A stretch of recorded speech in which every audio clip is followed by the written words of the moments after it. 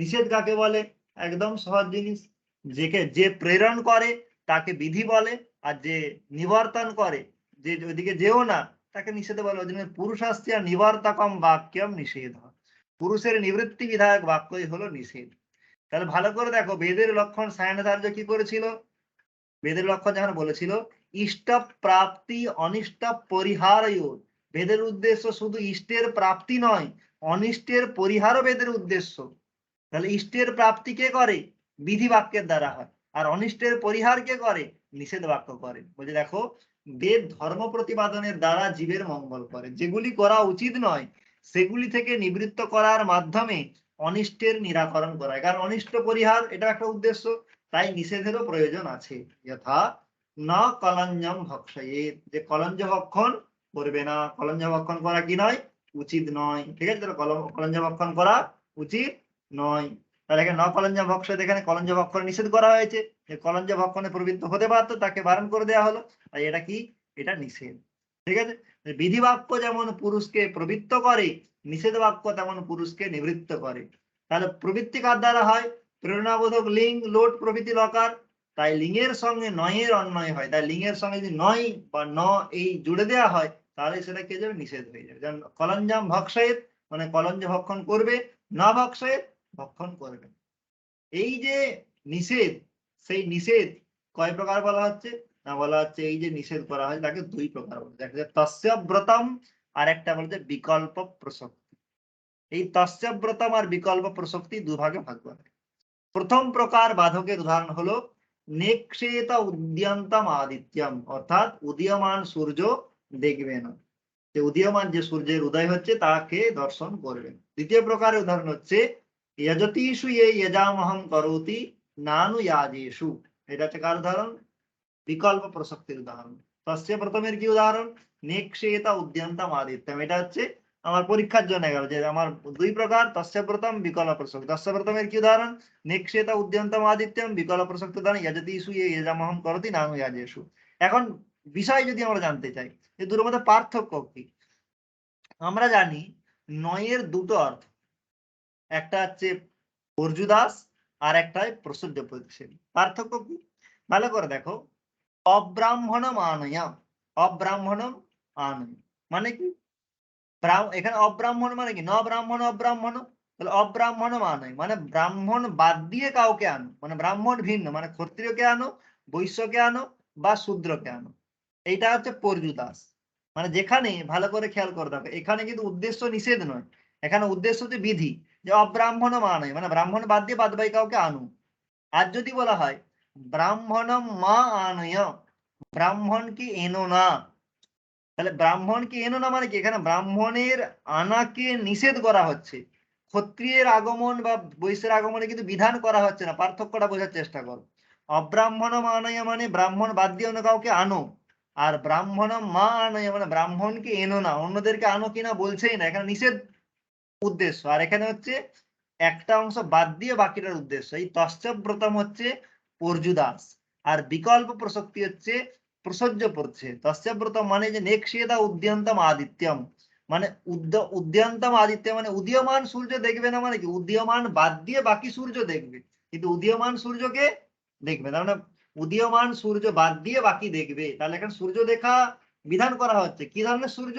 না, যেটা অনুদীয়মান, যেটা উদীয়মান নয়। তাহলে এখানে কিন্তু বিধিতে প্রধান লক্ষ্য, নিষেধে নয়। নিষেধ কোথায় করছে? না, উদীয়মানের ক্ষেত্রে নজর করবে, অনুদীয়মান সূর্যই দেখবে।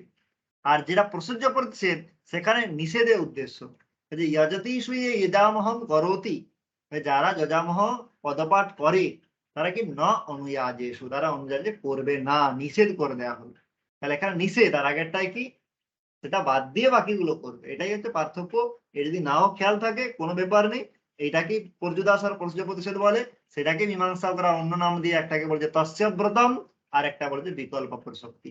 তস্যব্রতমের উদাহরণ নেক্ষেতা উদ্যন্তম আদিত্যম, আর বিকল্প প্রসক্তির উদাহরণ হচ্ছে যজতীষু যজামহং করোতি নানু ইয়াজেষু। এখানে উদাহরণ দিয়ে জিজ্ঞাসা করতে পারে নেক্ষেতা উদ্যন্তম আদিত্যম ইতি কস্য উদাহরণম তস্যব্রতম ইত্যস্য বিকল্প প্রসক্তি ইত্যস্য উভয়োঃ কস্যাপি ন, তখন বলতে হবে তস্য ব্রতম ইত্যস্য। যজতীষু এখানেও সমান বলতে হবে।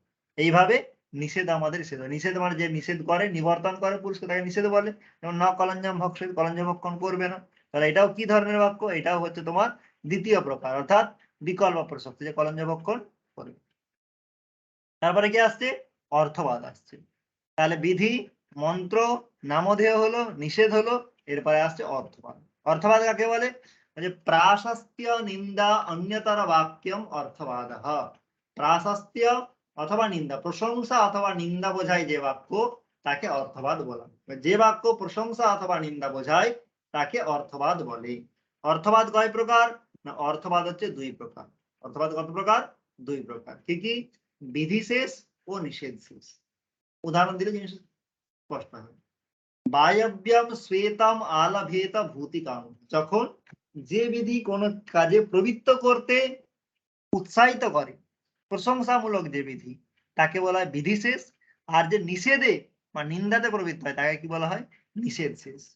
তাহলে উদাহরণ কি দিচ্ছে? বায়ব্যম শ্বেতম আলাভেত ভূতিকাম, বলছে বায়ব্যম মানে বায়ু দেবতার উদ্দেশ্যে, শ্বেতম আলভেত মানে শ্বেত বা সাদা রঙের কোন পশুর আলম্বন করবে। কে করবে? না, ভূতিকাম হয়, যে মঙ্গল চায়। ভূতি মানে মঙ্গল বা কল্যাণ, কল্যাণ যে চায় সে বায়ু দেবতার উদ্দেশ্যে শ্বেত পশুর আলম্বন করবে। এখন এখানে একজন যখন এটা শুনলো যে যে মঙ্গল চায় বা কল্যাণ চায়, সে বায়ু দেবতার উদ্দেশ্যে যাগ করবে, সে শোনার পরে তার মনে হতে পারে হ্যাঁ যাগ তো করবো, কিন্তু কল্যাণ কবে হবে তার ঠিক নেই, করে কি আদৌ লাভ হবে? তারপরেই একটা বাক্য বলে দিল, বায়ুর্বৈ ক্ষেপিষ্ঠা দেবতা। কি বলা হলো? বায়ুর্বৈ ক্ষেপিষ্ঠা দেব। এর সঙ্গে এর কোনো সম্পর্ক নেই, তার সত্ত্বেও হঠাৎ করলো বায়ু শীঘ্রগামী দেবতা। তখন আমি বললাম এর সঙ্গে এর সম্পর্ক, এর সম্পর্ক এটাই যে বায়ু হচ্ছে শীঘ্রগামী দেবতা। যেমন বায়ু শীঘ্র যায়, তার মানে ফলেতেও দিতে, কিন্তু বায়ু ফলও আমাকে তাড়াতাড়ি দেবে, শীঘ্র দান করবে। কারণ বায়ুর গতিই তো দ্রুত, তাই ফলের গতিও কি হবে? দ্রুত। তাই আমি আমার জায়গায় আমি যেটা করতে আমি কিন্তু বোধ করছিলাম, এখন যখন দেখলাম না যাগ করলে আমি তাড়াতাড়ি ফল পেয়ে যাব, তাহলে আমি যাগ করতে প্রবৃত্ত হব। তাহলে এই যে বায়ুর বৈ ক্ষেপিষ্ঠা দেবতা, এই কথা শুনে কোন লোক ব্যক্তি যখন যাগ করতে আরো তাড়াতাড়ি প্রবৃত্ত হয়, এটা প্রশংসা করা হয়েছে, তার জন্য একে কি বলা হচ্ছে? অর্থবাদ বলা হচ্ছে। এবং এটা বিধিশেষ। কারণ এখানে কি করা হয়েছে? এখানে বিধিতে কোন জাগের যেটা করা উচিত সেখানে প্রবৃত্ত করে, তারা বিধি। নিষেধ কি? না, যেখানে নিষেধ করা হয় যে তার নিন্দা করা। যেমন বলা হচ্ছে বর্হিষি রজতম নদেয়ম, বর্হিষি রজতম নদেয়ম, বর্হি জাগে রজত দেওয়া চলে, রজত মানে রূপ দেওয়া চলবে না। তাহলে একজন বলছে দেওয়া চলবে না, একজন বলছে সোনা একটু কম আছে, রূপা দিয়েই চালিয়ে দিই, তাহলে রূপা দিয়ে দেবো। তাহলে কেউ দিয়ে দিতেও পারে না চাইলেও জোর করে। তখন সেখানে যাতে না দেয়, তার জন্য সেখানে একটা পরে একটা বাক্য বলে দিচ্ছে, সো আরোদিত তদ রুদ্রস্য রুদ্রত্বম, সহ আরোদিত তদ রুদ্রস্য রুদ্রত্বম। এই যে রুদ্র, তার যে কান্না বা তার যে চোখের জল, সেই চোখের জল থেকে কি হয়েছে? রূপ বা রজত হয়েছে। তাহলে সেই রজত যেহেতু রুদ্রের চোখের জল, তাহলে সেই চোখের জলকে যদি আমি আহুতি দিই, তাহলে কি তাতে আমার ইষ্টফল হবে না, তাতে আমার ক্ষতি হবে। যেমন রুদ্র প্রলয় করে যেমন সমস্ত কিছু ধ্বংস করে দিচ্ছে, ঠিক সেরকম ধ্বংস হয়ে যাবে। তাই আমি সত্যি করে বলি জায়গায় কি দেব না? রজত দেব না। তাহলে এই যে নিন্দার মাধ্যমে আমায় কি করে দিল? নিষেধ যেটা অংশ ছিল সেখানে আমি আরো দৃঢ় হয়ে গেলাম, না আমার এটা করা উচিত হবে না। তাই এটা হচ্ছে নিষেধ শেষ। তার ফলে আমি এটা করলাম না, এটা নিষেধে সাহায্য করলো তাই নিষেধ শেষ, এটা বিধিতে সাহায্য করলো তাই এটা বিধি শেষ। এই অর্থবাদকে আবার অন্যভাবে তিনটে ভাগে ভাঙা হয়। বলা হচ্ছে অর্থবাদ পুনঃ তিন প্রকার। অর্থবাদ আবার তিন ভাগে বিভক্ত। কি কি? গুণবাদ, অনুবাদ, ভূতার্থবাদ। গুণবাদ কাকে বলে? যে প্রমাণান্তর বিরোধে সতি অর্থবাদ ও গুণবাদ। যেখানে প্রমাণান্তর, দেশান্তর মানে অন্য দেশ, কারণ প্রমাণান্তর অন্য প্রমাণের সঙ্গে যদি বিরোধ হয়, সেই রকম অর্থবাদকে গুণবাদ বলা হয়। যেমন একটা বলা হচ্ছে আদিত্য ইপহা, ইপ মানে হাঁড়ি কাঠ, যাতে পশু রেখে বলি করা হয়। তাহলে এখন তার বিয়ে সন্দেহ আদিত্য হবে। আদিত্য মানে কি? সূর্য। আরে সূর্য কিভাবে হাঁড়ি কাঠ হতে পারে? তাহলে সূর্য কখন? সূর্য আকাশে আছে, যুক্ত এই মাটিতে, কি করে সম্ভব? তাহলে সেখানে প্রমাণের, আমরা প্রত্যক্ষ প্রমাণের দ্বারা যেটা জানি সেটা বাধিত হচ্ছে। তার জন্য এখানে আদিত্য শব্দের অর্থ, এখানে আদিত্য নয়, আদিত্য শব্দের অর্থ আদিত্যের মতো উজ্জ্বল। তার মানে এই যে যুপটা আছে, সেটা সূর্যের যেমন, সূর্য যেমন জল জল করে, তেজস্বী হয়, সেরকম যুপটাও ঠিক সেরকম। আপাত দৃষ্টিতে এই অর্থবাদে প্রমাণান্তরের বিরোধ হচ্ছিল, তাই এটা কি বাদ? এটা গুণবাদ। তারপরে কি আসছে? অনুবাদ। অনুবাদ মানে কি? যেটা আগে থেকে সবাই জানে সেটারই পুনর্বিধান অনুবাদ। আমরা বলি যে অনুবাদ করেছে। অনুবাদ করা মানে কি? অনুবাদ করা মানে নতুন কিছু সৃষ্টি করা নয়, যেটা বলেছে তাকেই পুনরায় ভাষান্তরে বলা, অন্য কথা দিয়ে বলা, তাকেই অনুবাদ বলা হয়। তাই অনুবাদের বিরাট দক্ষতার যে ইয়ে আছে, সেটাকে অনুবাদকে দক্ষতা হিসেবে খুব একটা ধর, যতটা সৃষ্টিকর্তার যতটা আমার অবদান থাকে একজন অনুবাদকর্তার, কিন্তু সেই অবদান কখনোই ততটা থাকে না। হ্যাঁ, কিছু থাকে কিন্তু ততটা থাকে না। তাহলে অনুবাদ মানে কি? অনুবাদ মানে যে জিনিস আগে থেকেই প্রসিদ্ধ তার পুনরায় বিধানকে অনুবাদ বলা হচ্ছে। কি বলা হচ্ছে? প্রমাণান্তর অবগত অর্থ, যেটা অন্য প্রমাণান্তর মানে অন্য প্রমাণের দ্বারা অবগত, বোঝা হয়ে গিয়েছিল অলরেডি, সেই রকম অর্থের বোধক যে অর্থবাদ, তাকে অনুবাদ বলে। যেমন একটা আমরা অর্থবাদ পেয়েছি, অগ্নির হিমস্যে ভেষজম। হিম মানে কি? ঠান্ডা। তার ভেষজ, তার ওষুধ কি? আগুন। আরে এটা সবাই জানে যে মানে শীতের ওষুধ কি? গরম। আমরা শীতকালে আমরা ওর জন্য অনেক সময় আগুন পোয়ানো হয় বা ঘরে আগুন জ্বালানো হয়। কেন জ্বালানো হয়? যাতে ঘরটা গরম থাকে। তাই হিমের ওষুধ যে আগুন, এটা তার লোক থেকেই আমরা জানি, প্রত্যক্ষ প্রমাণের দ্বারাই জানি। তার জন্য আবার তা সত্ত্বেও এটা বেদে বলা হয়েছে।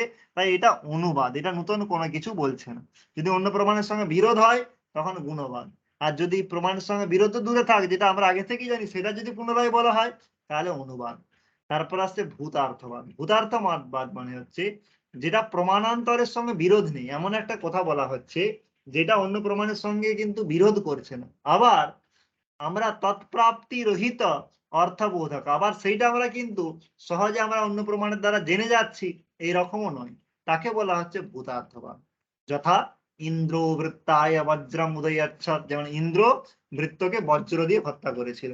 এটা কিন্তু অন্য প্রমাণের দ্বারা, যে অন্য প্রমাণের দ্বারা যা ইষ্ট বস্তু তার সঙ্গে বিরোধ কিন্তু হচ্ছে না। ইষ্ট প্রমাণের দ্বারা অন্য প্রমাণের দ্বারা যার প্রতিপাদন করা হয়েছে, যেমন সূর্য কখনো হাড়ি কাঠ হতে পারে, প্রত্যক্ষ প্রমাণের বিরুদ্ধ।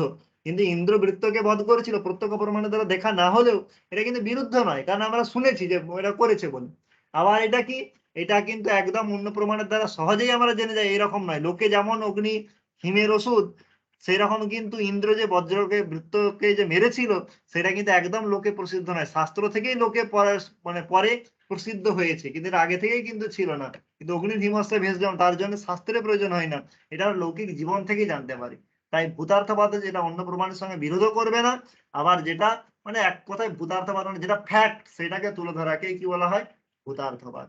যেটা অন্য প্রমাণের দ্বারা অবগতও নয়, অথচ অন্য প্রমাণের সঙ্গে বিরোধও নয়, তাকে বলা হচ্ছে ভূতার্থবাদ। এখানে প্রশ্ন এরকম আসতে পারে, ইন্দ্র বৃত্রায় বজ্রম উদয়চ্ছদ ইতি কস্য উদাহরণম গুণবাদস্য অনুবাদস্য ভূতার্থবাদস্য কস্যাপি না, বলতে ভূতার্থবাদস্য।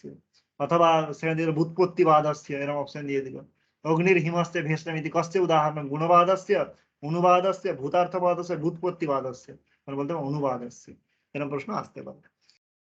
আরেকটা শেষ মেষ অর্থবাদকে আরেকটা দৃষ্টিতে ভাগ করছে, যে কেউ কেউ অর্থবাদকে নিন্দা, প্রশংসা, পুরাকল্প এবং পরকৃতি, এই চারটে ভাগেও ভাগ করে থাকেন।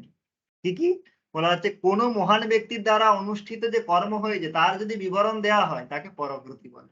মানে পরকৃতি মানে পরের দ্বারা যেটা কৃত হয়েছে। তাহলে কোনো মহান ব্যক্তি একটা যা করেছিল সেটা বর্ণনা যদি করা হয়, তার দ্বারা অন্য লোক অনুপ্রাণিত হবে। তাই সেটা সেই ধরনের অর্থবাদকে বলা হয় পরকৃতি। অনেক সময় আমরা বলা হয় যে মানে কোনো জিনিস যখন বিজ্ঞাপন দেওয়া হয়, তখন দেখা হয় মানে অমিতাভ বচ্চন কোনো জিনিস কিনছে, ওই নায়ক এই জিনিস কিনছে, এই নায়িকা এই জিনিস, তার দেখে আমরাও প্রবৃত্ত হয়। তাই এরকম বেদেও এই যা এই করেছিল, ওই রাজা করেছিল, সে রাজা করেছিল, এরকম কারো কারো নাম দিয়ে দেওয়া হলো, তাহলে তখন সেটা শুনে মানুষ প্রবৃত্ত হয়। তো সেই ধরনের অর্থবাদকে বলা হয় পরকৃতি। যথা অগ্নির বা অকাময়ত দেব, অগ্নির বা অকাময়ত, এখানে দেবতা অগ্নি চেয়েছিলেন, তা দেবতারা চেয়েছিলেন, তাহলে আমরা কেন? আমরা তো মানুষ, আমরা তো অবশ্যই চাইবো। আবার কি আছে তারপরে? পুরাকল্প। পুরাকল্প কি? অপরের বাক্যের উদ্ধৃতিমূলক যে কথা তাকে পুরাকল্প বলে। অপরের যে বলেছে তার যদি উদ্ধৃতি কোনো জায়গায় দেওয়া হয় অর্থবাদে, তাকে বলা হয় পুরাকল্প। যথা তম অশপথ ধিয়া ধিয়া ত্বা বধ্যাসুহু, তাকে শাপ দিলেন তোমাকে প্রতিকর্মে বধ করুক। অর্থাৎ একজন ব্যক্তির দ্বারা অনুষ্ঠিত কর্ম পুরাকৃতি, আর একটা হচ্ছে অনেকজনের দ্বারা কর্ম যদি হয় তাকে পুরাকল্প। এই রকম ব্যাখ্যাও দেখা যায়। নিন্দার প্রশংসার উদাহরণ আমরা আগেই পেয়ে গেছি। নিন্দার উদাহরণ কি পেয়েছিলাম? যে তোমার সো আরাধিত তদ রুদ্রাস্য রুদ্রত্বম। আর প্রশংসার উদাহরণ বায়ুর্বাই সে পৃষ্ঠা দেবতায়, নিন্দার প্রশংসার উদাহরণ দেখার দরকার নেই। পুরাকল্প কি বললো? পরাকৃতি প্রথমে এলো, যে কোনো ব্যক্তি যে করেছিল তার বর্ণনা পরকৃতি। আর পুরাকল্প কি? যদি অন্যের বাক্য কোট করা হয়, উদ্ধৃতি দেওয়া হয়, তাকে পুরাকল্প বলে। অথবা আরেকটা মতো পাওয়া যায় যে যখন একজনের দ্বারা কোনো যাগ করা হয় তার বর্ণনা থাকলে তাকে পরকৃতি বলে, আর যদি অনেকের দ্বারা করা হয় তখন তাকে পুরাকল্প বলে। এই ব্যাখ্যাও দেখা যায়। এইভাবে আমাদের অর্থ সংগ্রহের আমরা 5টি যে আমাদের অংশ আছে সেই 5টি অংশই কিন্তু আমরা দেখলাম, বিধি, মন্ত্র, নামধেয়, নিষেধ এবং অর্থবাদ। অর্থবাদে সেখানে আমরা প্রথমে পেলাম 2টি ভাগ, বিধি শেষ, নিষেধ শেষ। তারপর অন্য দৃষ্টিতে 3টে ভাগ পেলাম, কি কি? গুণবাদ, অনুবাদ, ভূতার্থবাদ। তারপরে আবার অন্য একটি দৃষ্টিতে 4টে পেলাম, নিন্দা, প্রশংসা, পুরাকল্প, পরকৃতি। সেখানে উদাহরণগুলো আমাদের একদম পয়েন্ট টু পয়েন্ট দেওয়া আছে। এইগুলো যদি আমরা মাথায় রাখি আশা করি আর কোনো সমস্যা হবে না।